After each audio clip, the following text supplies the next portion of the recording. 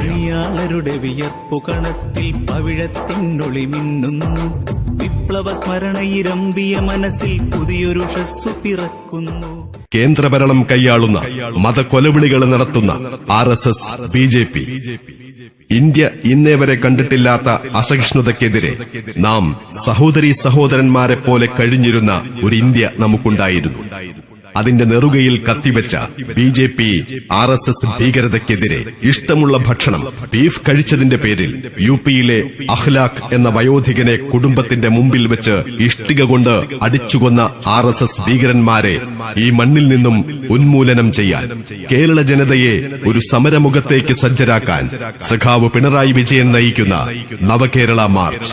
ഇൻകുലാബിന്റെ മന്ത്രമുയരുന്ന ഹൃദയ തീരങ്ങളെ പുതിയൊരു പുലർവേള കണ്ടിടാം. ഉണരുമോ തുയിലുണരുമോ? അഴിമതിയിൽ മുങ്ങിക്കുളിച്ച ജനജീവിതം ദുസ്സഹമാക്കി മാറ്റിയ കേന്ദ്ര കേരള സർക്കാരുകളുടെ ജനവിരുദ്ധ നയങ്ങൾക്കെതിരെ വർഗീയ പ്രീണന നയങ്ങൾ ചെറുത്തു തോൽപ്പിക്കാൻ മതനിരപേക്ഷ അഴിമതിമുക്ത വികസിത കേരളം കെട്ടിപ്പടുക്കാൻ കേരള ജനതയെ സമരസജ്ജമാക്കാൻ സമര കേരളത്തിന്റെ പടനായകൻ CPIM പോളിറ്റ് ബ്യൂറോ അംഗം സഖാവ് പിണറായി വിജയൻ നയിക്കുന്ന നവകേരള മാർച്ച്. ഇരുണ്ടുകൂടി നടന്നു 60 കോടിയിലധികം ഇവിടെ പട്ടിണി കൊണ്ടു പൊരിഞ്ഞു.